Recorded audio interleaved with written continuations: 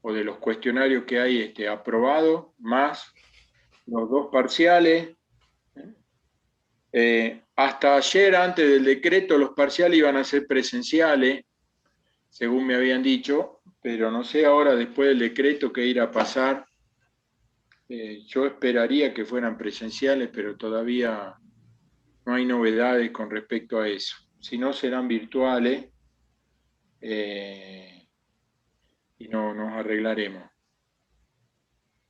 Bueno, los parciales se aprueban con 6 y obviamente tienen un recuperatorio cada uno. Con respecto al viaje de campo, estamos complicados con los viajes de campo. Por ahora no hay viaje de campo permitido.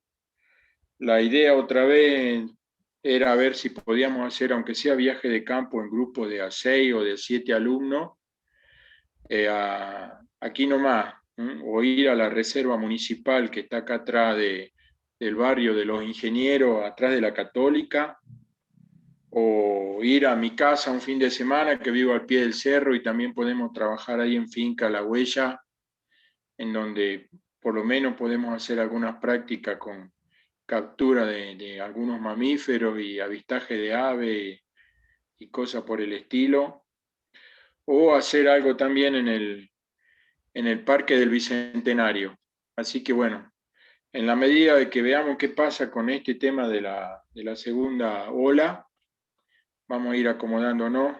Ayer hablé con el decano y era que en mayo podíamos largar, pero bueno, con la nueva novedad del decreto no sé qué irá a pasar. Si es que no se puede salir al campo, la regularidad queda como regularidad provisional para algún día volver a vernos cara a cara y hacer un viaje que nos permita completar la formación. Pero eso está en veremos, ¿no? Así que bueno, vamos a tener que esperar. ¿Me pusiste de anfitrión? Ya está, puedes compartir. Ya estamos Bueno, grabando. bueno, antes de arrancar, ¿no? Ayer les mandé un tema para romper el hielo un poco en el grupo. Es un tema de Larralde, y en sí trata de una cuestión que tiene que ver con el manejo de fauna y con los problemas que nos enfrentamos quienes trabajamos en manejo de fauna. Y yo les hice un par de preguntas. Iba a usar el pizarrón, pero mi cámara no me deja, o la compu todavía no está configurada y no la puedo usar, pero bueno, las preguntas tenían que ver con cuál era el recurso y qué interacción era de la que estaba hablando Larralde, y cuáles eran los usuarios, o cuáles eran los problemas o los conflictos que habían entre los diferentes usuarios. Entonces, alguno que me conteste primero cuál es el recurso. ¿Alguien me puede decir? No pongo nota por equivocarse, ¿no? La liebre, profe, la población de La liebre. liebre, correcta, la liebre, ¿eh? Y dentro de la liebre, el subproducto del que está hablando, en ese momento él habla de los cueros, por eso dice, por un cuerito magro que es mi pan. La liebre, aunque ustedes no lo crean, es el principal producto de exportación de la fauna argentina. Ya vamos a ver más adelante los valores de exportación de liebre, y van a ver que mueve un volumen considerable, sobre todo no tanto de cuero ahora porque la industria peletera está en baja por una cuestión de una moda ecológica, si ustedes quieren, pero sí la carne de liebre se exporta principalmente a Europa, donde prácticamente aniquilaron la liebre que es europea y que se trajo en la época de Sarmiento, y entonces se porta carne de liebre desde la provincia de Buenos Aires sobre todo. ¿Cuál es la interacción de la que estamos hablando entre uno de los actores, que sería el puestero, que es el cazador comercial en este caso, y la liebre, el recurso? La interacción que está en juego sería ¿cuál? Mario que contestó, otro que conteste. La casa. La cacería, profe. Cacería, bien Pablo, que es una de las formas de aprovechamiento o de una de las maneras que tiene el hombre de relacionarse con la fauna. De hecho, es la forma más primitiva de relación entre el hombre y la fauna, que es la caza. Ustedes saben que es una actividad que se practica desde la misma presencia del hombre en el planeta, y hasta el día de hoy todavía existe caza, ya sea para comer o con fines comerciales o recreativos. Y los actores que están involucrados y que generan un conflicto en este caso, es el puestero que está llorando porque no cazó ninguna liebre. ¿Y de qué se queja el tipo? De que los que vienen del pueblo utilizan métodos de cacería más invasivas y lo dejan a él sin el recurso. Correcto, dice que los potreros están pelados. ¿Por qué? Porque hay cazadores recreativos, que son los pueblerinos, que vienen con armas más sofisticadas y en gran cantidad. Y entonces él dice, la liebre es una luz con tanta bala, o sea, hay tanta bala que ni bien se aparece el perro cazador, la liebre disparan, por eso mi perro ni las ve para dónde va. Entonces, en ese triángulo, en donde podemos incorporar al hábitat de la liebre, que son los pajonales, en ese triángulo liebre, cazadores de los dos tipos y el hábitat de la liebre, hay todo un problema de gestión que requiere que algún profesional relacionado con las ciencias naturales se encargue de lo que nosotros llamamos manejo. Vamos a ver otro ejemplo, ahora sí, denme un ratito que comparto pantalla. Primero voy a abrir el archivo porque lo había cerrado. Cambié de máquina y... Profe, Dame paciencia. Sí, yo también estuve investigando un poco de la historia de la canción y aparte de las liebres también hace referencia a las perdices, ¿puede ser? escuché que hable de perdices.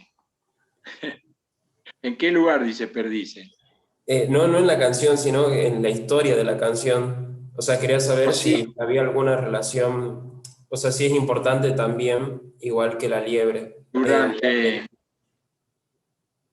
durante hasta más o menos la década del, me atrevo a decir, 70, era muy común las prácticas de caza, tanto de liebre como de perdices, sobre todo en lo que es la pampa húmeda.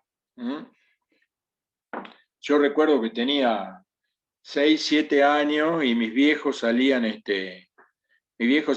grupo de 15 arriba de un colectivo y se iban a cazar un fin de semana con camioneta, con colectivo, y volvían con todas las liebres y las perdices colgando del techo para mostrar qué tan efectivo habían sido con la caza, y comíamos liebre y perdices por un rato largo.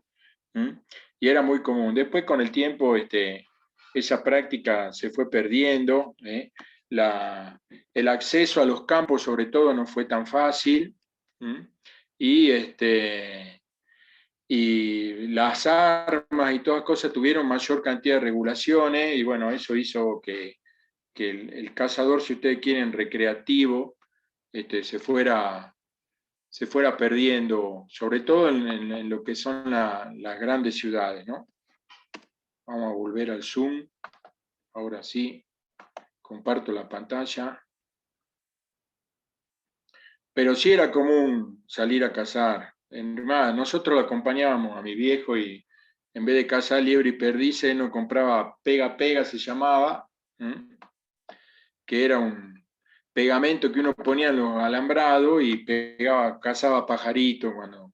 Y ahí nos traíamos cabecita negra, chingolito, jilguerito, mixto.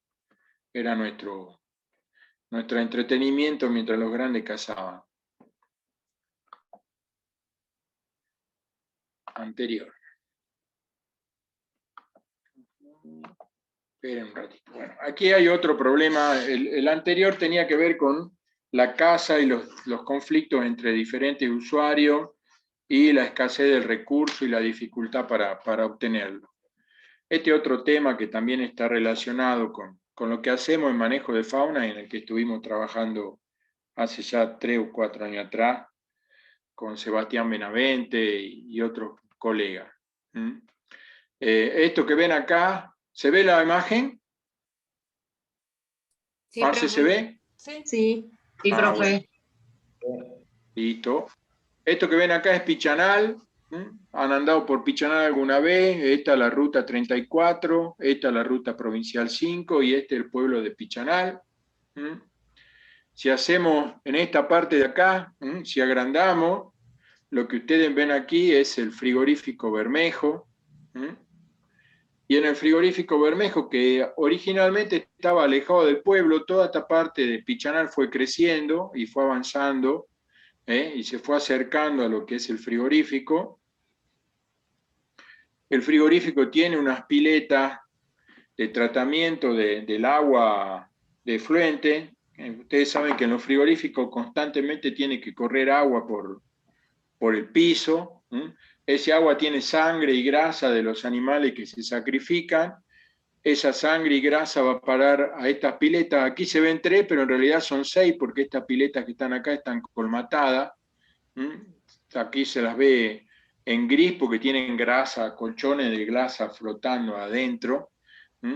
Y bueno, en este sistema de piletas, estas primeras 3 son anaeróbicas y el agua va circulando hasta que después entran estas 3 de acá y terminan saliendo por un canal que está por acá. Y este canal termina acá y corre por acá y va a parar al río Bermejo. Entonces, tenemos una pileta que tira agua con grasa a un canal, el canal va a parar al río, en el río hay yacaré, la grasa parece que les gusta, y entonces los yacaré han venido y se han instalado acá en las piletas, y hace como 3 o 4 años atrás teníamos una población significativa de yacaré dentro de la pileta, lo cual no era problema. El tema es que toda esta zona se inunda, y los yacarés cuando se inunda se van dispersando. Cuando llueve hay agua por acá, esto es una placita con una canchita de fútbol y aparecían los yacarés caminando por acá por la plaza, yacaré de 2 metros, y se armaban unos revuelos bárbaros, la gente tiraba la bronca, el peligro que había, que los yacarés estaban paseándose por el pueblo, etcétera, etcétera. Con lo cual, Frigorífico nos llamó a ver qué se podían hacer. Hicimos un plan para erradicar los yacarés de aquí, entonces propusimos capturar a los bichos, sobre todo a las crías, y llevarlas otra vez al río. Después capturar a los grandes y transportarlos también al río, y cercar las piletas de manera tal de impedir que los yacarés vuelvan a entrar. Y de hecho estuvimos trabajando casi 6 meses en el tema ese, hasta que logramos sacar los yacarés del lugar. Entonces también ahí la acción de manejo que está involucrada es lo que nosotros llamamos control, y es uno de los problemas en donde podemos trabajar quienes trabajamos en manejo de fauna, o sea, en el control de distintas especies que pueden ser consideradas perjudiciales o pueden ser consideradas plagas. Ya vamos a ver después la diferencia entre uno y otro tipo. Entonces, para empezar, me gustaría empezar a hablar de algo que ya mencioné hace un rato, y es que relación, o cómo cronológicamente el hombre se fue relacionando con la fauna a medida que evolucionaba culturalmente como civilización, ¿no? En una primera etapa, la primera relación que existe entre el hombre y la fauna es la del cazador-recolector o cazador-colector, en donde el recurso fauna es un rubro básico para la subsistencia, es un recurso que tiene libre acceso, o sea, cualquiera hacer utilización de ese recurso, dependiendo de qué necesidad tuviera. escaseaba en un lugar ese recurso, los pueblos cazadores-recolectores lo que hacían que era cambiarse de lugar. Por eso vamos a ver en las clases que siguen que originalmente los cazadores-recolectores eran pueblos nómades, que tenían poblaciones poco numerosas, porque si eran muy numerosas, moverse de un lado al otro complicaba la existencia, y que se iban moviendo de un lado al otro en función de la disponibilidad de fauna que tuvieran en el lugar.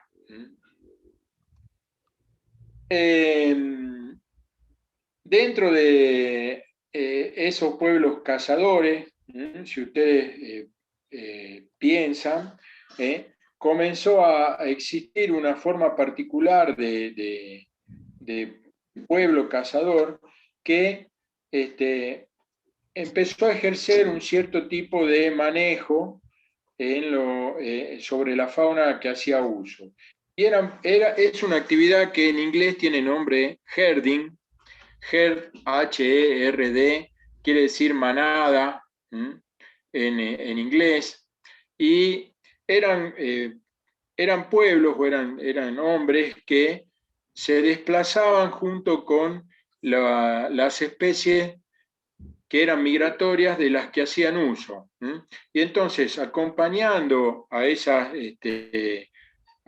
manada que iban de un lugar al otro en sus migraciones, ejercían un tipo de manejo. ¿Por qué? Porque les daban algún grado de protección contra los predadores, por ejemplo, lobos, osos, leones. Y esa actividad de acompañar a las manadas, siendo ya algún tipo de control sobre los predadores, es lo que en el manejo de fauna llamamos herding. Hasta el día de hoy existe esa actividad. Por ejemplo, existen pueblos lapones en toda lo que es la península escandinava, o pueblos esquimales en lo que es América del Norte, que acompañan las migraciones de alces y de reno, dándole protección, por ejemplo, de los lobos o de los coyotes. O en lo que es el Cuerno de África, ustedes han visto varios documentales, me imagino, de lo que es la migración en el Serengeti de grandes manadas de ungulados como los ñus o los antílopes, los antílopes, en donde pueblos como los zulúes acompañan protegiendo a esas manadas de, por ejemplo, leones, guepardos, leopardos, etc. El herding dio lugar después a la domesticación del primero de los animales que el hombre pudo domesticar. ¿Ustedes saben cuál fue el primer animal domesticado por el hombre? ¿Alguno tiene idea? El perro. El perro, muy bien. El perro fue el primer animal. ¿Por qué? Imagínense, el tipo iba migrando, a la noche encendía fogones, comía, los lobos se arrimaban, le tiraban algunos huesos, y a medida que se iban acercando del perro, se fueron apareciendo formas que dieron lugar al perro doméstico. Entonces, la aparición del perro y la domesticación del perro permitió una segunda forma de relacionamiento del hombre con la fauna, que llevó a la domesticación primero del ganado menor y después del ganado mayor, y a lo que nosotros llamamos el pastoreo. La domesticación del perro y luego de otras especies animales permitió que apareciera el pastoreo. Simultáneamente, con la aparición del pastoreo y la domesticación de estos animales, se empezaron a domesticar también especies vegetales. Entonces, esa domesticación de especies vegetales, fundamentalmente cereales, dio lugar a que apareciera la agricultura. La agricultura llevó a que los pueblos dejaran de ser nómades y se convirtieran en sedentarios, y que entonces la fauna o el uso de la fauna por parte del hombre tuviera una dependencia menor. La fauna siguió siendo un recurso de libre acceso, de uso frecuente, pero ya el hombre no era tan dependiente de ese recurso. Cuando apareció la agricultura y aparecieron las zonas de pastoreo, y el hombre se volvió en parte sedentario, surgió la idea de la tendencia de la tierra, o sea, de que había determinados territorios que pertenecían a determinadas poblaciones, con lo cual esa idea de tenencia de la tierra dio lugar a que la fauna ya dejara de ser un bien accesible a todo el mundo, porque había propietarios que decidían quién podía entrar o no podía entrar a cazar a sus predios. Así la fauna se convirtió o pasó a ser con el tiempo un privilegio de los poderosos, de los dueños de la tierra, y surge una forma de relacionamiento con la fauna que hasta hoy está presente, que son los cotos de caza, que están reservados para el uso exclusivo o el disfrute en su momento de determinados señores feudales que eran los propietarios de la tierra, y ahora de gente que tiene dinero y puede pagar para ingresar a esos cotos de caza a cazar.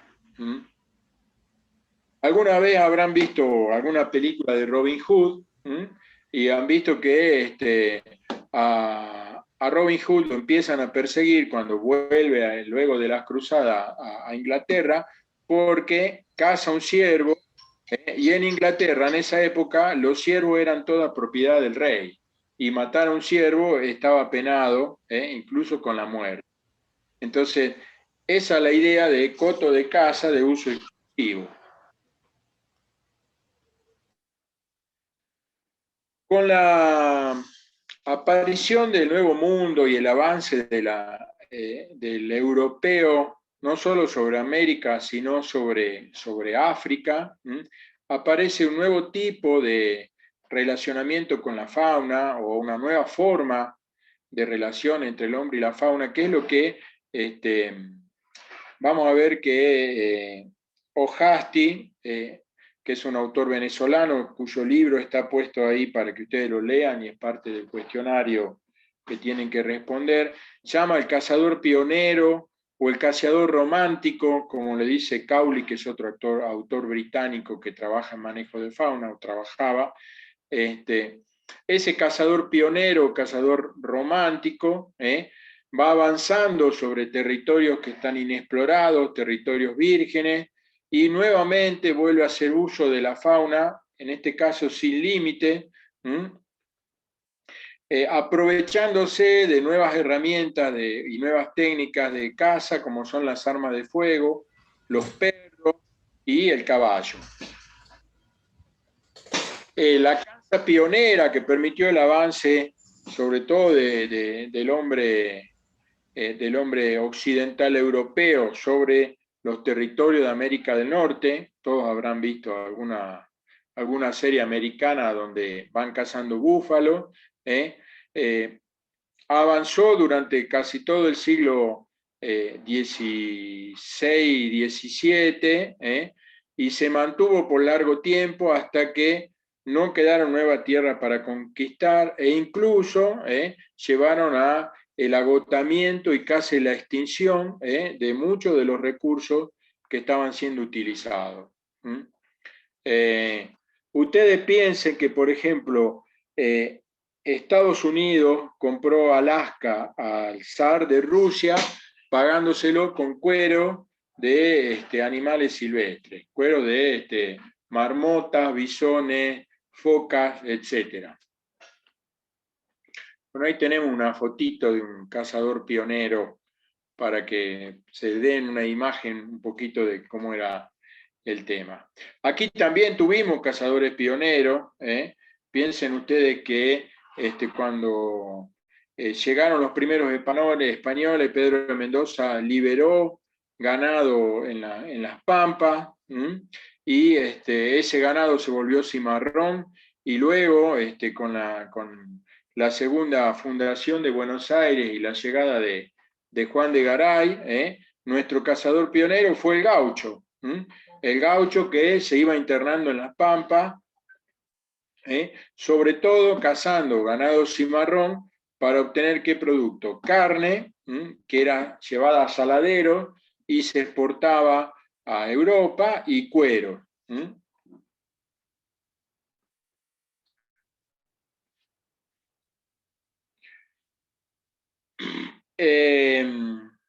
Tanto el cazador pionero como el cazador romántico, que más que nada se dio en el continente africano, donde se organizaban cacerías para obtener trofeos que pudieran exhibirse en los salones y clubes de caza de Europa, llevaron a poner en peligro muchas especies, y esto dio lugar a que surgiera lo que nosotros llamamos el proteccionismo. O sea, se pasó de una idea de hacer un uso, si ustedes quieren, sin limitaciones del recurso fauna, a tratemos de proteger todo lo que podamos.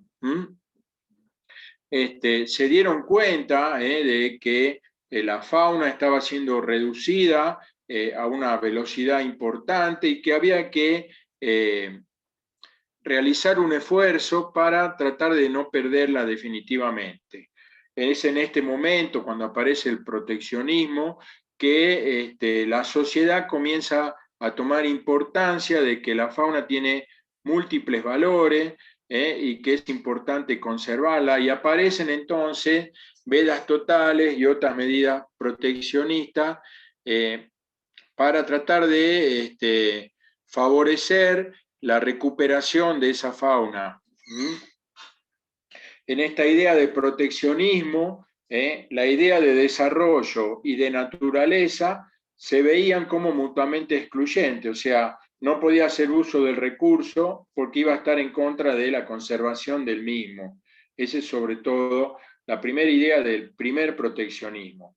Piensen ustedes que con esta aparición del proteccionismo surgen, ante, por ejemplo, la pauperización de las poblaciones de pinípedos, focas y lobos marinos, o de ballenas, surgen todas las convenciones de protecciones de pinípedos y de cetáceos. Para terminar, o el paso siguiente, que es el que dio lugar a lo que nosotros llamamos el manejo de fauna silvestre moderno, surge, si quieren ustedes, a principios del siglo XX.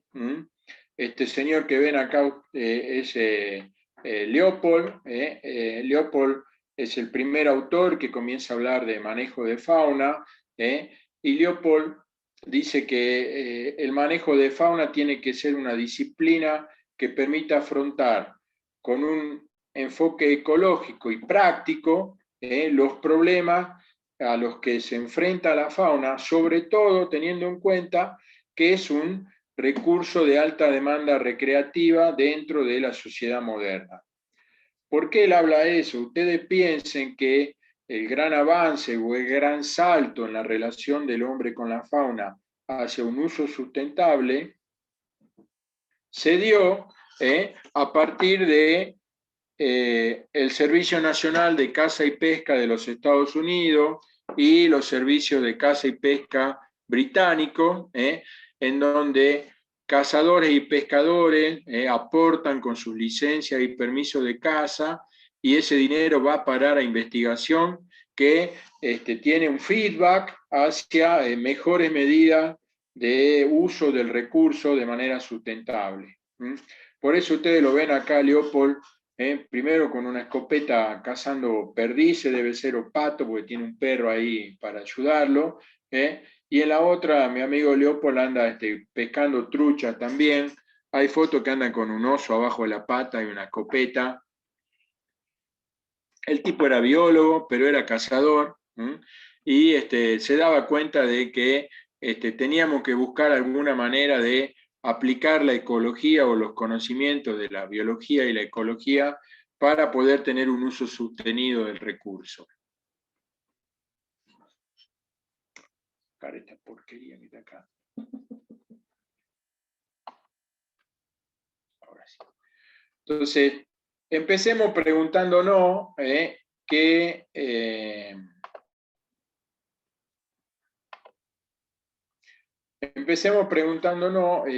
fauna es la que consideramos susceptible de manejo, o a qué llamamos fauna quienes trabajamos en manejo de fauna.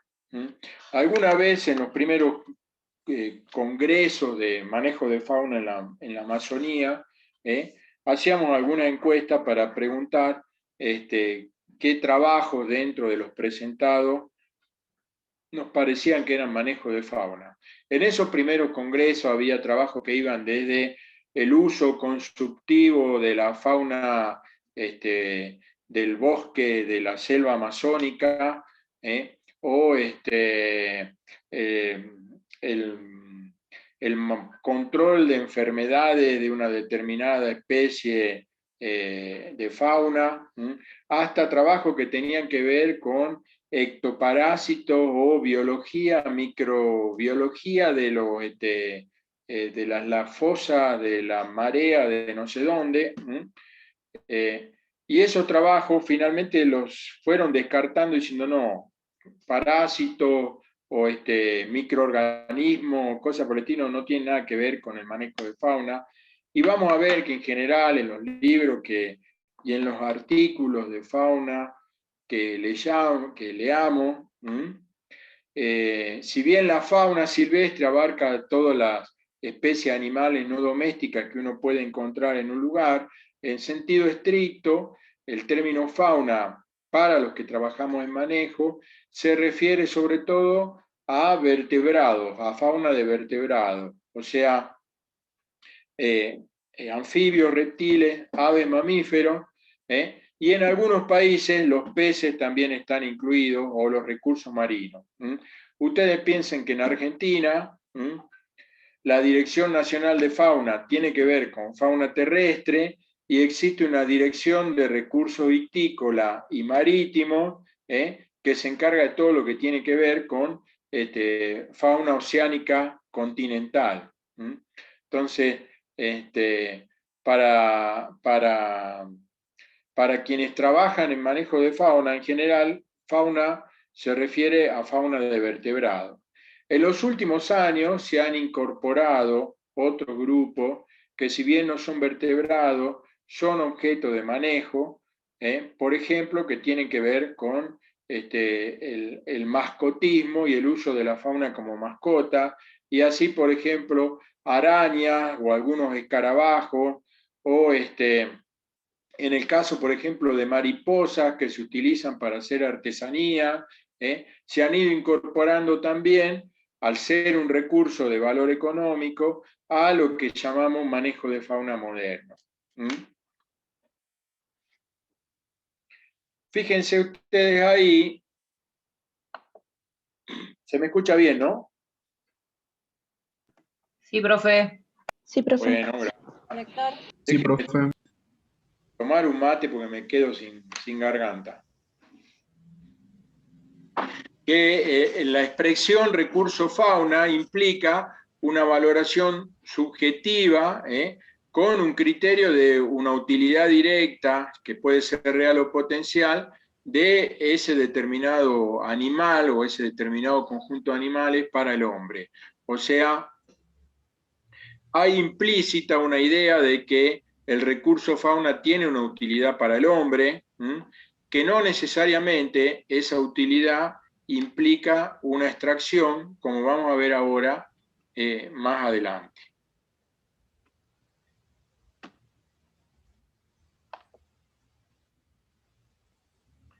Y ahora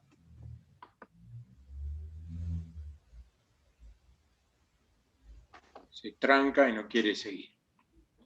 Entonces, los libros de fauna suelen decir que la fauna silvestre es un recurso natural en la medida que puede ser utilizada para satisfacer las necesidades humanas, aunque a mi criterio esta definición es incompleta, porque como dentro de la fauna, o dentro de los objetivos del manejo de fauna, también incluimos el control. El control, si bien es una necesidad, no es un uso, si ustedes quieren, consultivo. El Código Civil argentino, y esto ténganlo en cuenta porque lo solemos preguntar siempre, que es el que regula el uso de la fauna como recurso natural, considera a la fauna silvestre como todos los animales que viven libres e independientes del hombre, en ambientes naturales o artificiales, los bravíos o salvajes que viven en cautividad, y los originalmente domésticos que vuelven a la vida salvaje. Entonces, fíjense, dice, todos los animales silvestres son considerados fauna siempre que no hayan sido domesticados.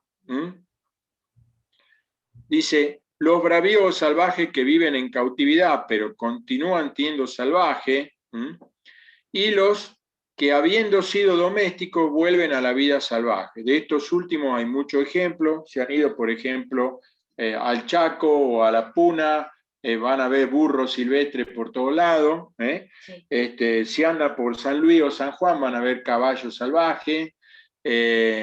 Si andan por la zona de San Borombón o Entre Ríos o La Pampa, van a ver chanchos salvajes también, cimarrones que se han pirado.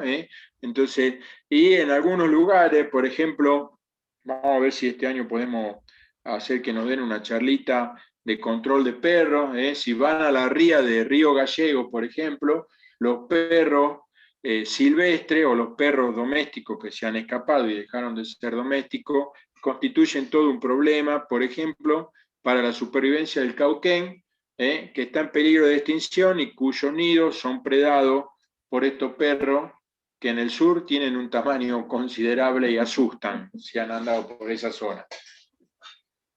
El Código Civil también incluye, dentro de lo que se llama fauna silvestre, a las abejas, a las abejas silvestres.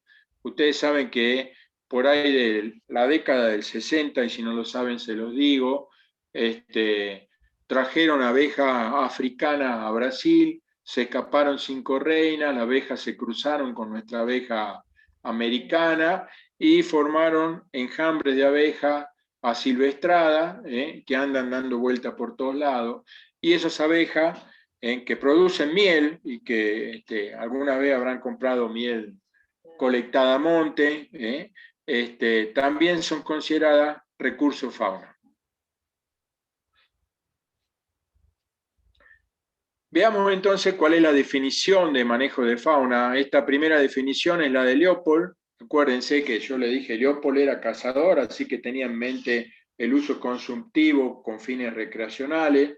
Y Leopold decía, manejo de fauna es el arte de usar la tierra para producir cosechas sostenidas anuales de animales silvestres con fines recreacionales. Entonces, fíjense que recargué la palabra arte y usar la tierra porque él está hablando de arte, o sea, de implementar práctica para manejar, haciendo uso del lugar donde viven los animales, con la idea de tener una extracción sostenida de especies de animales silvestres, y como él tenía en mente la caza y la pesca con fines recreativos. Una definición más moderna es esta de Giles, de 1971, que nosotros solemos utilizar, que dice, es la ciencia y el arte de decidir y actuar para manipular la estructura, dinámica y relaciones entre poblaciones de animales silvestres, sus hábitats y la gente, a fin de alcanzar determinados objetivos humanos por medio de recursos fauna silvestre. Otra vez, podemos volver a desglosar la definición. Fíjense, ciencia y arte significa no solo investigación, sino poner en la práctica o aplicar ese conocimiento científico para decidir y actuar, o sea, para tomar alguna acción implícita de manejo de ese recurso, o sea, tomar una decisión a partir del conocimiento técnico. Y dice, para manipular, manipular quiere decir orientar en alguna dirección el evento natural hacia una dirección deseada, para manipular. ¿Y qué es lo que se manipula? La estructura y la dinámica de la población, que es recurso, las relaciones de ese recurso con otras especies, con su hábitat y con la gente. Me parece importante aquí resaltar la idea de la gente, y por eso hoy, cuando empecé hablando y les dije, veamos, desglosemos un poco la canción de Larralde, yo les dije, bueno, ¿cuál era el recurso y cuáles son los usuarios? Muchas veces los errores que se cometen, o en general los mayores errores que se cometen al querer trabajar con manejo de fauna, es olvidarse que hay gente que es usuaria. Entonces, es muy difícil poder hacer manejo si no integramos a los usuarios a ese manejo. Vamos a ver más adelante alguna forma de manejo participativo, y de cómo siempre es importante que la gente tenga una participación, o tenga una posibilidad de opinar acerca de el recurso que queremos manejar. Si no, lo que va a pasar es que nosotros vamos a proponer una medida, y en cuanto el que está a cargo del control mire para otro lado, la gente va a hacer lo que siempre ha hecho o ha hecho toda la vida. Entonces, ese triangulito que era el que yo les iba a dibujar en el pizarrón, en donde la gente eran los dos usuarios que habíamos comentado, el hábitat eran los pajonales y la fauna era la liebre en este caso, se dan ese triángulo que se llama el triángulo del manejo básico de la fauna silvestre de Gillet, presenta los tres componentes que hay que tener en cuenta: la fauna, el hábitat y la gente, y dentro de la fauna no solo el recurso, sino las interrelaciones de la especie con otras especies, y de qué manera todo está relacionado con todo.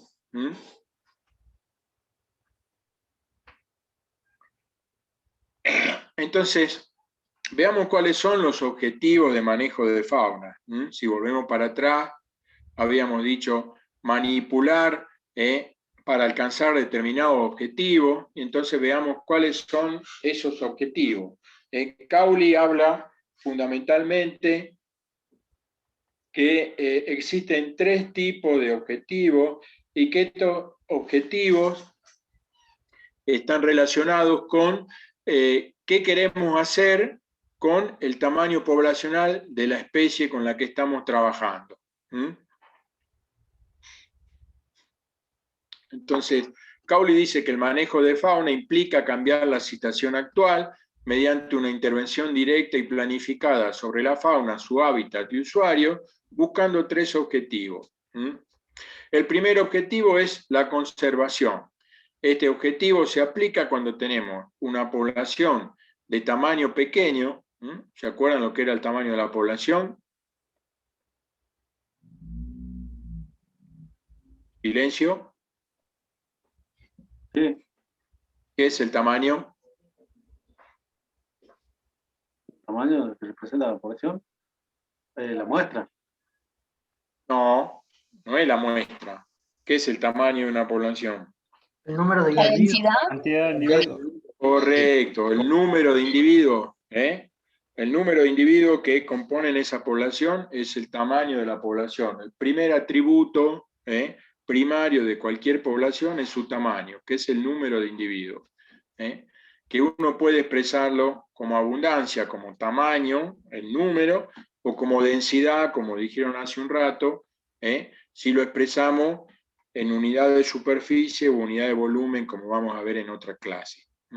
Entonces, en una población pequeña o declinante, o sea, cuyo número está reduciéndose, el objetivo de conservación es tratar de aumentar su densidad, aumentar su tamaño.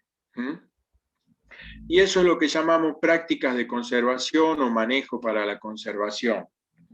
Existen otras especies en donde tenemos poblaciones muy densas, o poblaciones crecientes, o poblaciones de alto número, que generan algún tipo de daño o de perjuicio, ya sea a la economía o a la salud humana, y que por lo tanto necesitamos frenar su crecimiento o incluso disminuir su densidad.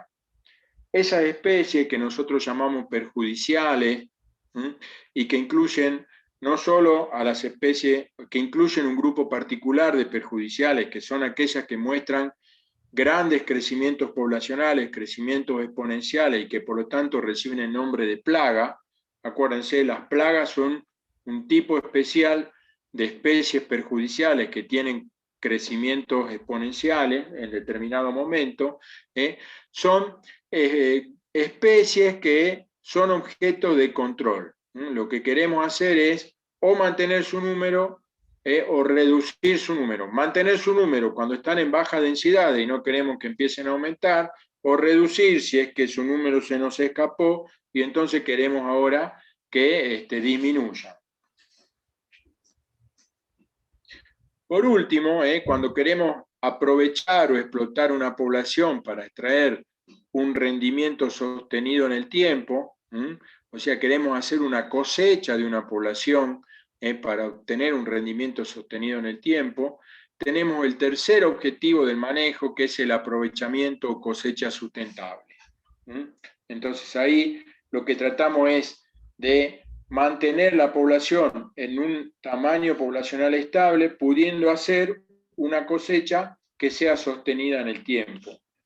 De estos tres objetivos, conservación, control y aprovechamiento sustentable, vamos a tener una serie de clases para ver cómo trabajamos o cómo manejamos a las poblaciones en cada uno de estos casos. Lo importante es que los tres objetivos no necesariamente son mutuamente excluyentes. ¿Esto qué quiere decir? Poniendo al hombre siempre como usuario y responsable de manejo, puede ser que en algunos casos podamos compatibilizar un objetivo con el otro. O sea, por ejemplo, hacer control y conservación, o hacer control con aprovechamiento sustentable, o hacer conservación con explotación sustentable o aprovechamiento sustentable. Veamos algunos ejemplos de aprovechamiento sustentable y conservación. Si bien se puede pensar, como se pensaba en la época del proteccionismo, que estos intereses o que los intereses del aprovechamiento sustentable y la conservación eran mutuamente excluyentes, en realidad no necesariamente son incompatibles y hay numerosos ejemplos. Por ejemplo, aquí tenemos un caraguayo, una iguana colorada, en donde la caza y la cría, por ejemplo, en criaderos de iguana, es sustentable si se practica bien hecha. Aquí tenemos otro ejemplo que vamos a ver cuando veamos aprovechamiento sustentable y control. ¿Alguien sabe lo que es esto? Este es un quebracho blanco, este es un lorito hablador. La forma tradicional de cosechar pichones del loro hablador que se venden,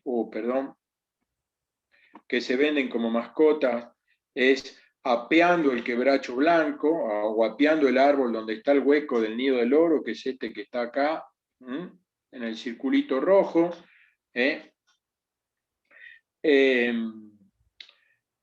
El cazador anda por el monte, detecta un nido de loro.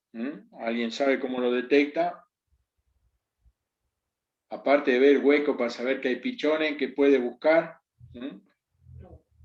Escucha ruido, para la oreja, hay ruido de mosca, porque donde hay pichones hay caca, y donde hay caca hay mosca. Entonces ve que hay mosca en el huequito, y dice, ese nido debe tener pichones. Ve que entra, si se queda esperando va a ver entrar a los padres. Entonces, ¿qué hacía tradicionalmente el cazador? Tumbaba el árbol y sacaba los dos pichones. Se demostró que los problemas de conservación o que no hubiera un incremento en las poblaciones del loro hablador, o las poblaciones del loro hablador estaban limitadas en su crecimiento por la falta de un recurso que era la disponibilidad de hueco para anidar. No todos los árboles sirven, ni no todos los árboles huecos sirven No todos los huecos sirven, tienen que estar a una determinada altura, tener una determinada profundidad para que no entren los predadores. Y entonces, ese apeo de los árboles me reducía la disponibilidad de nido, los loros volvían al mismo nido a anidar, se quedaban sin nido, se quedaban sin lugar donde anidar, no había camada de loro al año siguiente, o no había puesta al año siguiente. Entonces se armó un proyecto, que es el proyecto ELE, que vamos a ver más adelante, donde se capacitó a los cazadores, se les enseñó o se los acompañó cuando detectaban un nido, con una escalerita hacían un acceso hasta el lugar del nido, buscaban el hueco golpeando, en la base del hueco calaban con una motosierra, ponían una tapita en donde podían abrir y sacaban, en este caso, de los 2 pichones que ponen los loros por temporada, uno de los 2 se muere. ¿Cuál es que se muere? El que come más lento. El que come más rápido, generalmente crece más rápido, le termina sacando el alimento al otro, y finalmente del nido sale un solo pichón, el otro se termina muriendo. Entonces, ¿qué hacían? Encontraban el nido, abrían la tapita, de los 2 pichones sacaban uno, lo criaban en cautiverio. De esta forma no se afectaba el reclutamiento porque el pichón que quedaba podía seguir viviendo, y el pichón que estaban sacando era uno de los 2 que sí o sí se iba a morir. De esta forma no se perdían nidos, no se perdían huecos y no se afectaba el tamaño de la población. Entonces ese proyecto empezó a ser por lo menos biológicamente sustentable. Ya vamos a discutir cuando veamos control si era económicamente sustentable.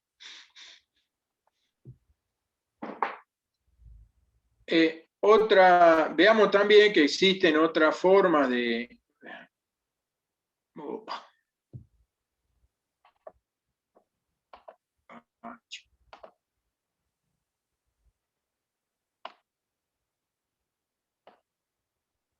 que existen otras formas de conservación que tienen que ver con la creación de áreas de reserva. Vamos a ver 2 clases de conservación, una dedicada al diseño de reserva.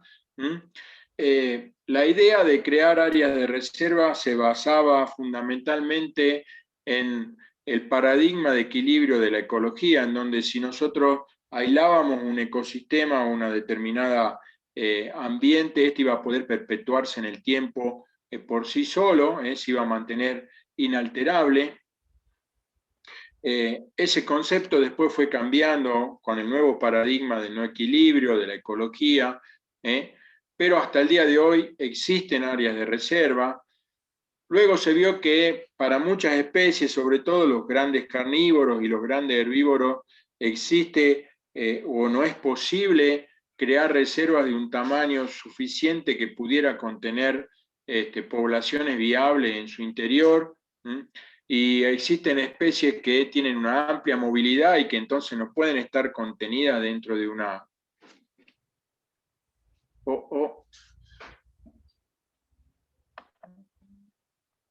¿Qué ha hecho? Esperen un segundo que dice que estoy en pausa. ¿Qué tenés? ¿Se ve lo que estoy viendo? No, no se ve lo que... ¿Se me ve? No. ¿Me escuchás? Para que ahí veo, a ver. Sí, te escucho. No, no se ve nada. Dice que la tengo. ¿De la pantalla? Y para un cacho. Ahora. Noche. Ahora sí, ¿no? Yo no veo. Profe, yo veo la forma de conservación. ¿Eso es? Esa es. Sí, apareció otra vez, parece. Yo que tuteé por ahí y metí el dedo en cualquier lado. Ah, está bien. Ahora sí, ¿no? Forma de conservación, cambios en el tiempo. Sí, ahí. En esa estaba, bueno. Bueno. Y esta sí se había visto, ¿no? La del lorito. Sí, sí se vio. Sí, profe. Ah, bueno, si no estuve hablando al pedo. Se me ríe acá mi alumna. Entonces decía, ante esa imposibilidad de contener determinadas especies en reserva, aparece otra forma de conservación, que es la creación de monumento natural. O sea, lo que está protegido no es el ambiente de la especie, sino la especie en sí misma, esté donde esté.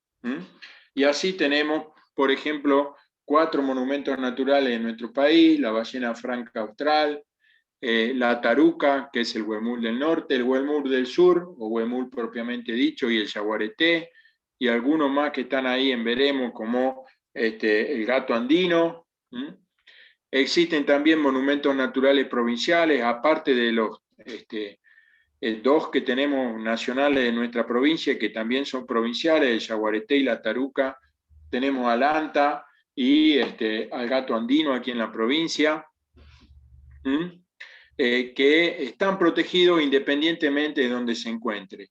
Y en los últimos 20 años se ha puesto énfasis en que es importante dar valor a lo que se quiere proteger. La idea es que solo se protege lo que se valora, ya sea económica o culturalmente. Entonces, en muchos casos, la idea de poder poner un valor al recurso que se quiere proteger o a la especie que te quiere proteger, hace que quienes viven en el lugar se encarguen de la misma protección de ese recurso.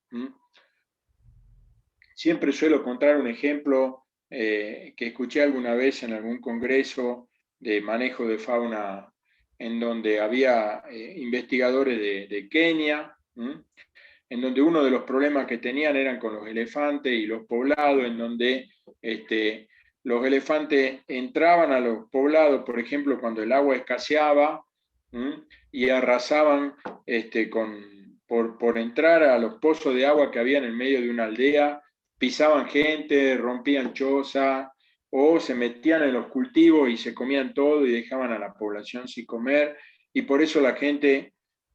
los aldeanos los perseguían y los mataban, hasta que en algún momento a alguien se le ocurrió trabajar con la gente y decir, bueno, armemos pozos de agua alternativo, veamos que tengan agua todo el año, le pongamos cultivo alternativo o comedero para que puedan venir a comer, y en determinado momento del año veamos cuántos elefantes tenemos y propongamos una cosecha sostenible, saquemos a remate X cantidad de elefantes por año y que los cazadores vengan y paguen por elefante. Un trofeo de elefante está más o menos $50.000, así que 10 elefantes en una aldea son $500.000 por año, que es un montón de plata, y con ese proyecto de hacer combinar conservación con el aprovechamiento sustentable, no solo lograron mantener las poblaciones de elefantes, sino que la aldea logró tener, por ejemplo, un médico permanente, un centro de salud, una escuela nueva, y fueron construyendo distintas comodidades para los pobladores.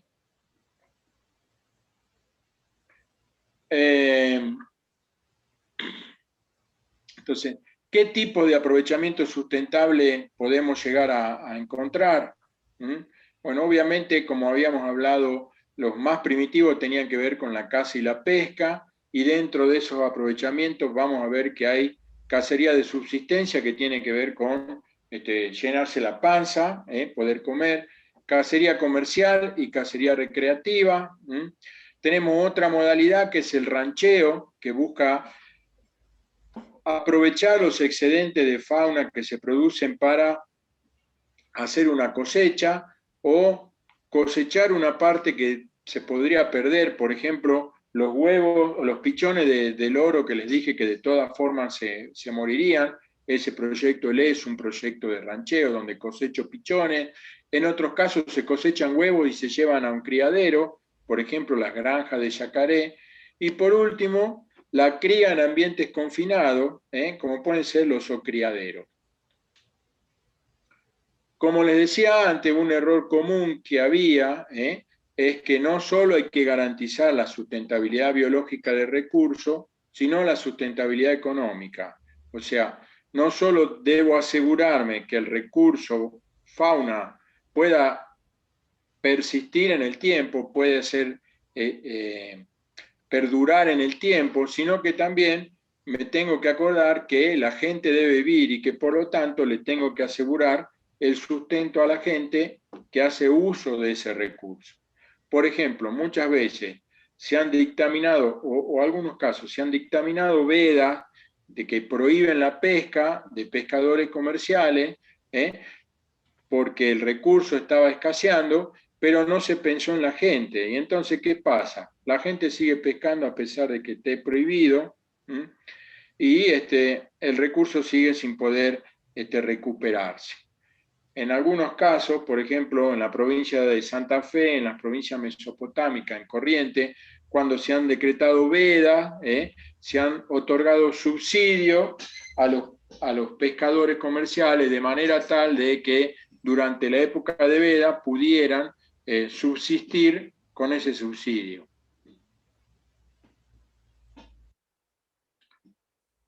Como les decía, a veces también hay que ver la manera de combinar control y conservación. Como les comenté al principio, las especies susceptibles de control son las especies perjudiciales. Dentro de esas especies perjudiciales no todas son plagas, algunas no lo son porque no crecen exponencialmente, y muchas veces esas especies perjudiciales, que son los predadores, coinciden con especies que son protegidas. Aquí tienen un ejemplo, esto es palmar largo en Formosa. Yo llegué el día después y me perdí el asado de yaguareté, pero ya lo habían cazado. Este señor que está acá es el puestero, que le pegó un palazo, le cazó al yaguareté de un tiro, y aquí lo estaban carneando, era un yaguareté enorme, el pobre bicho. Este es un tonto, que se sacó una foto con el yaguareté y el tipo, y después la foto la cargó en internet, la foto se viralizó y terminó yendo a declarar, porque el yaguareté es monumento natural, está protegido por la ley de parque, que es una ley nacional, y tuvo que ir al juzgado federal a comentar qué estaba haciendo ahí, tonteando al lado del cuero del bicho muerto, y el bicho muerto. Entonces, estas especies que son objetos, que están protegidas y que son objetos de conservación, también tienen que tener algún tipo de control. ¿Qué es lo que podemos hacer? Fundamentalmente, buscamos la forma de compensar las pérdidas al ganado que el yaguareté le pueda ocasionar, o que la especie le pueda ocasionar, en este caso al puestero que tiene sus vacas. Un ejemplo, como vamos a ver más adelante, una experiencia que llevamos en el norte, es vacunar a la hacienda contra la rabia paralizante, o sea, compensar las pérdidas que en este caso el predador le produce sobre su rodeo, haciendo que no tenga pérdidas, por ejemplo, por muerte de ganado, por rabia paralizante, que es una rabia o un tipo de rabia que transmiten los vampiros. Bueno, aquí hay algunos ejemplos de esa experiencia que hicimos, ya la vamos a ver más adelante. Acá tenemos algunos vampiritos. Estos son puesteros y los cueros de yaguareté que habían estado cazando. Y finalmente algunas reuniones que hicimos con la gente de los puestos en la zona de Tartagal, gente de parques nacionales, gente de yacimiento, porque estábamos trabajando para Pluspetrol y nosotros como asesores, si ustedes quieren, ambientalistas del tema. ¿Es posible hacer control y explotación sustentable? Sí, es posible. Por ejemplo, en muchas zonas donde hay soja o sorgo, y las palomas y las torcasas me representan todo un problema para los productores, o por ejemplo en campos de maíz o campos de soja donde jabalíes en la provincia de Buenos Aires, o pecarí o chancho de monte, como lo queramos llamar, entran en los campos y producen destrozos, muchas fincas se han transformado en cotos de caza, legales o ilegales, habilitados o no, y le cobran a los cazadores para que entrar a sus campos, para que entren a cazar, y de esta forma reducen las poblaciones o mantienen a raya las poblaciones. Otro ejemplo, por ejemplo, aquí tenemos catita, en donde se realizan capturas en campos donde hay superabundancia y se las vende como mascota, con lo tal se hace un aprovechamiento comercial. ¿Alguien quiere preguntar algo? ¿Pregunta? Me quedó la duda, ¿el puestero puede matar al jaguarete porque él es para consumo y el otro no? ¿Su compañero no podía? No, no lo puede matar nadie al jaguarete. Por lo que es monumento nacional. De hecho, los dos terminaron yendo a declarar al juzgado. O sea, el jaguarete está protegido y es monumento natural nacional.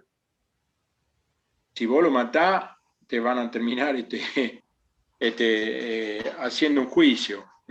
Lo que habitualmente ocurre con la gente de los puestos es que, por en ese caso, Toledo, que está ahí, el viejito ese que anda ahí, él se sacó la foto, pero cuando fue a declarar, ¿qué dijo?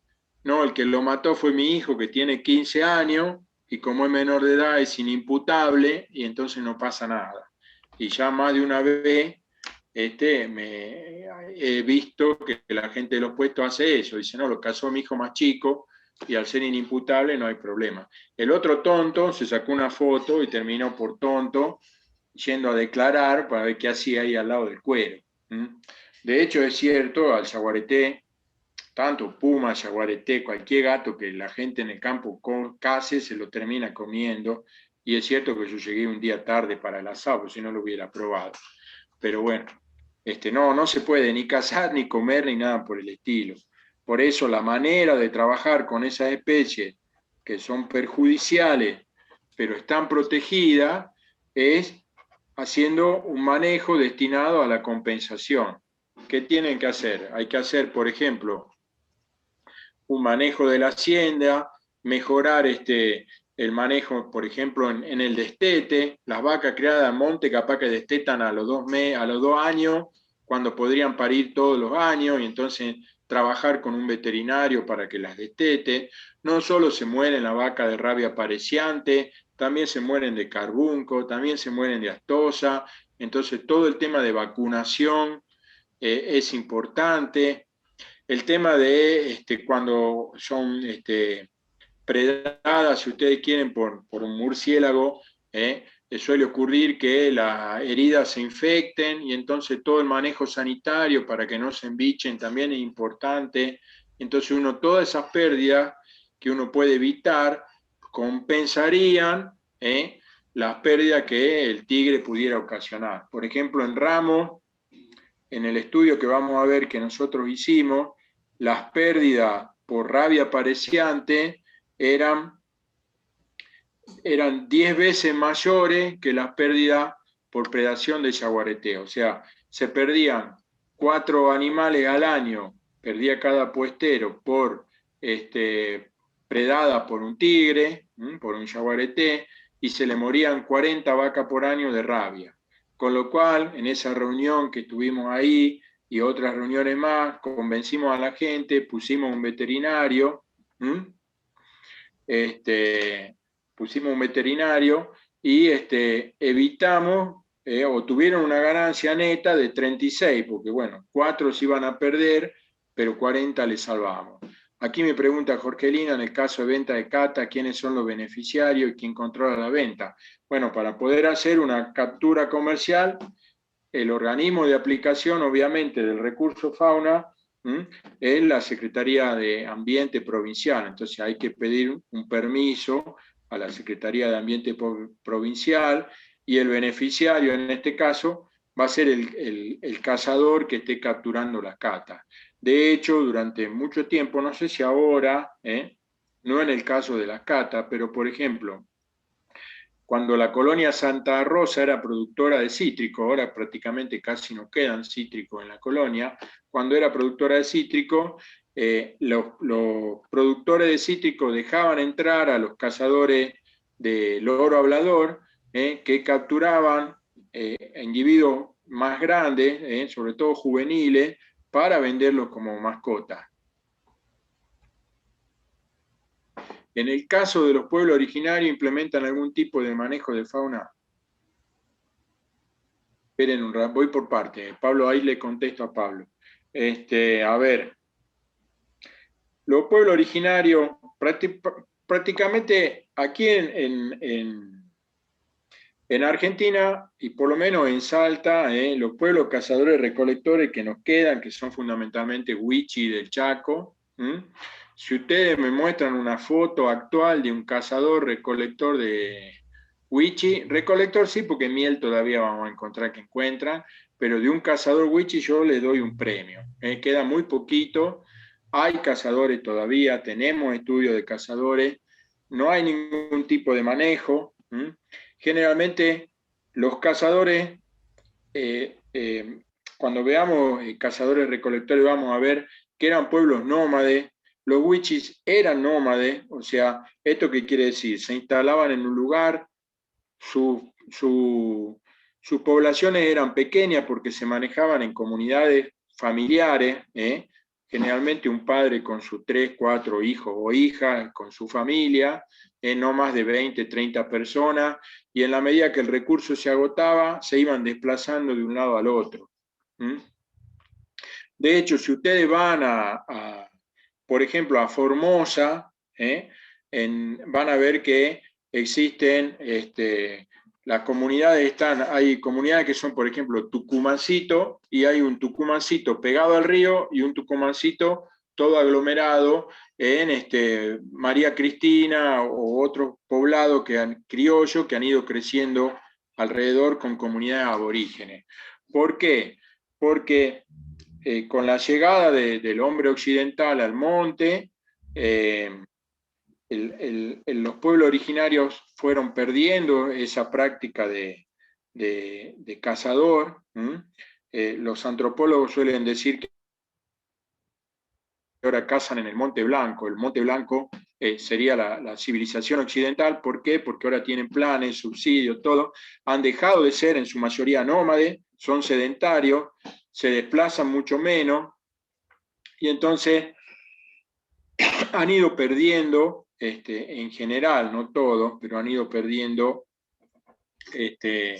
esa cualidad de ser cazadores y de ser nómades. Así que si me preguntan si hay algún tipo de manejo, no, y desde la provincia hay muy poco manejo. Sí tienen manejo algunas comunidades de pescadores del Bermejo, sobre todo la PIR, que es la Asociación de Pescadores Indígenas del Río Bermejo, con el que yo trabajé mucho tiempo, pero la verdad que es un manejo medio tirado de no pelo, no porque ellos no quieran que le apliquen algún tipo de manejo, sino porque quienes lo tienen que hacer desde la autoridad de aplicación, si manejan, chocan. Así que ese es el problema, no es que no hubiera manejo. Por acá me preguntan, María pregunta, Guadalupe Paz, ¿puede volver a aplicar lo del paradigma de equilibrio y de diferencia con el de no equilibrio? Bueno, hay toda una clase de eso, pero lo explico cortito. Hasta la década del 60, en la ecología tradicional prevalecía la idea del paradigma del no equilibrio. ¿Cuál era este paradigma? Que los ecosistemas eran autosuficientes y autorregulables, y que si yo aislaba el ecosistema, se iba a perdurar en el tiempo por sí solo, y que frente a un disturbio o una perturbación, el sistema tenía capacidad de volver a la condición inicial, siempre que el disturbio no fuera muy fuerte, por supuesto. Esa idea fue cambiando al aparecer, por ejemplo, la teoría de parche, la teoría dinámica de parche, la teoría de las perturbaciones intermedias, etcétera, en ecología, y se pasó de un paradigma del equilibrio a uno del no equilibrio, en donde dicen, paren un poco, los sistemas están siempre modificándose, no están en equilibrio, y por lo tanto las perturbaciones son importantes, y entonces hay que incluir esas perturbaciones o esos disturbios dentro de el manejo de los sistemas y del manejo de los recursos. Por eso la idea de que podíamos conservar la naturaleza en reserva fue cambiando, y que actualmente las reservas como algo aislado ya no son más y hay que tratar de incorporar los disturbios al manejo de la misma. Lo vamos a ver en detalle cuando veamos conservación y el diseño de reservas. Otra pregunta más, Anastasia Requejo. En el caso de aprovechamiento comercial hay regulaciones en cuanto a cantidad de animales, especies, condiciones. ¿La Secretaría de Ambiente Provincial controla todo esto? La Secretaría de Ambiente Provincial tiene jurisdicción sobre los recursos, en este caso la fauna, en la provincia. De hecho, sí, para poder hacer un aprovechamiento comercial hay que presentar un permiso, obviamente un estudio de impacto, justificar que ese aprovechamiento va a ser sustentable, y seguramente la provincia nos va a regular qué cantidad de animales se pueden capturar, qué especies, etc. La política actual de la Secretaría de Recursos Naturales, de Recursos de Medio Ambiente de la provincia, es que no se puede cosechar nada ni capturar nada, así que hoy está todo prohibido, y de hecho si ustedes miran las reglamentaciones de caza en la provincia, van a ver que prácticamente no se puede cazar nada. Ya lo vamos a discutir cuando veamos un poco el tema de aprovechamiento también. ¿Por qué quise aclarar lo que la Secretaría solo para lo que es local en el tema de regulación? Porque en el tema de condiciones de cautiverio y venta y cómo llega a determinados puntos de venta, si salimos de la provincia, ya lo vamos a ver cuando veamos los aspectos legales, no solo interviene la Secretaría de Ambiente Provincial, sino que el tráfico de especies de la fauna silvestre entre provincias, o sea, entre jurisdicciones provinciales, ya no depende de la Secretaría Provincial, sino que va a depender de la Dirección de Fauna del Ministerio de Ambiente de la Nación. Entonces ahí también va a tener injerencia la Dirección de Fauna Nacional. Obviamente que las condiciones de transporte tienen que ser óptimas, y uno de los problemas que hay en el tráfico ilegal de fauna silvestre, ya sea para mascota o cosa por el estilo,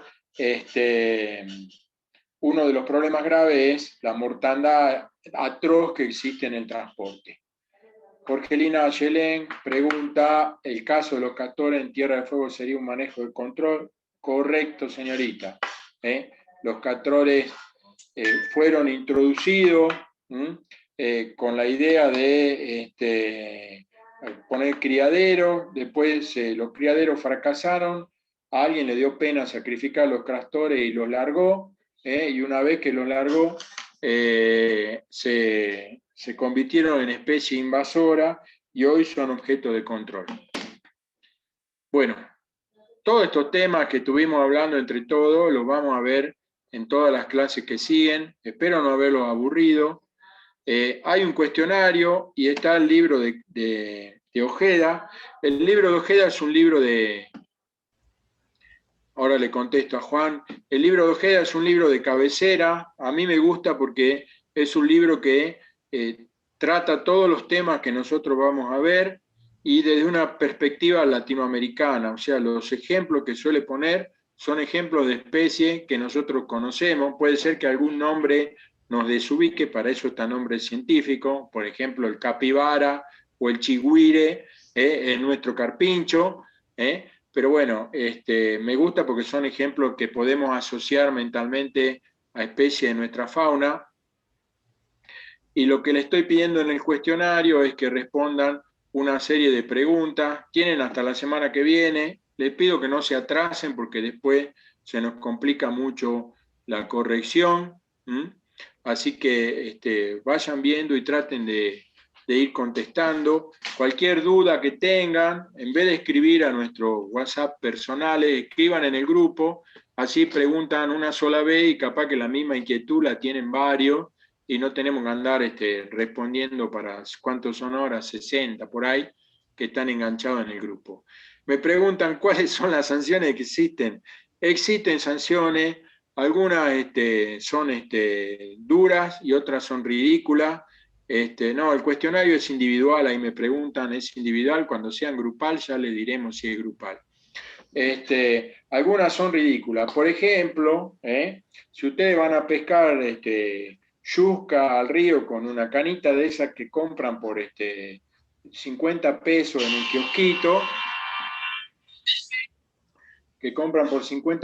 un kiosquito, y cae la policía ambiental o la Secretaría de Ambiente, le va a decomisar las cañas, y se la va a llevar, y si van a la Secretaría de Ambiente van a encontrar fajo de 500 cañas todo atadito porque la gente la puede ir a reclamar, pero la multa sale 3.000 pesos y la caña vale 50 pesos, así que nadie va y paga la multa, y tienen una pila de caña ahí que después se la deben dar otra vez a los kiosquitos para que la vendan.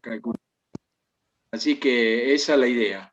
Pero no, hay otras multas que, por ejemplo, el decomiso del arma, y si le llevan una escopeta de $3.000, van a doler. Entonces, bueno, hay multas de distinto tipo. Con pena de prisión, que yo conozca, no hay nada, por lo menos que tenga idea. Nos vemos la clase que viene, chicos, que es mañana.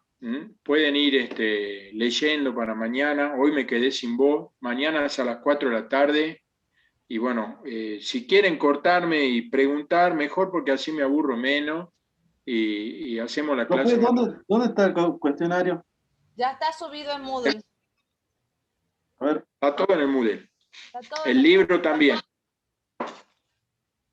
El libro, y está subido mi amigo Larralde, todo. Todo.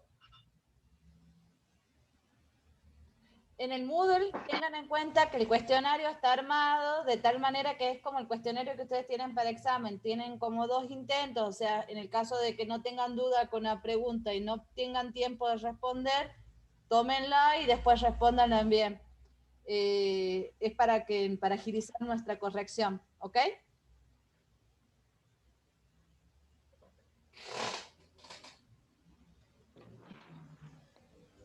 Listo, chicos, nos vemos. Bueno, nos vemos. Profe, disculpe, Acá ¿no me es la preguntan, contraseña del ¿dónde Moodle? subimos la clase grabada? La Marce la sube a Moodle también. Sí. Ahí les paso por chat cuál es la clave la de matriculación. Ahí está. Nos vemos, chicos. Ay, perdón, me mandé. Chao, Marce. Chao, nos vemos. Chao, profe. Chao, chao. Profe, ¿Sí? una consulta, ¿hasta Sí. cuándo tenemos para hacer el coloquio? Una semana. Ah, bien. Muchas gracias, profe. Hasta luego. Chao.